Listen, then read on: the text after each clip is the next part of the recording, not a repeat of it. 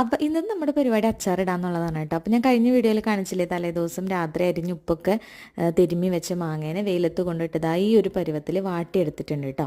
ഇനി ഇതാ അതിലേക്ക് ഒരു ചട്ടി വെച്ചിട്ട്, പഴയ ഒരു ചീനച്ചട്ടി എടുത്താനായിട്ട്, എനിക്ക് ഈ വിനാഗിരിയൊക്കെ ഒഴിക്കുമ്പോൾ അത് ഇതാവില്ല, അതുകൊണ്ട് ആ ചട്ടി ഞാൻ ഇതിന് വേണ്ടി മാറ്റി വെച്ചേക്കണം. അപ്പോൾ അതിലേക്ക് നല്ലെണ്ണ ഒഴിച്ച് കടുക് പൊട്ടിച്ച് അതിലേക്ക് ഇഞ്ചി, വെളുത്തുള്ളി, പച്ചമുളക് ഇട്ട് നല്ല പോലെ ഒന്ന് വഴറ്റിയെടുക്കുക. ഒരു 50% ആയി കഴിയുമ്പോൾ അതിലേക്ക് നമുക്ക് കുറച്ച് കറിവേപ്പില തട്ടി കൊടുക്കാം കേട്ടോ.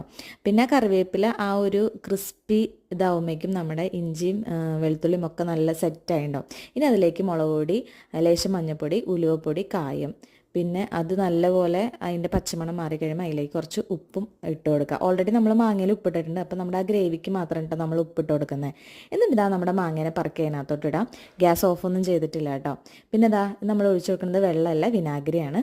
എന്നിട്ട് നല്ലപോലെ സെറ്റാക്കുക. ദൈവമേ, എനിക്ക് ഡബ് ചെയ്യാൻ പറ്റുന്നില്ല, വായിൽ വെള്ളം തന്നെ.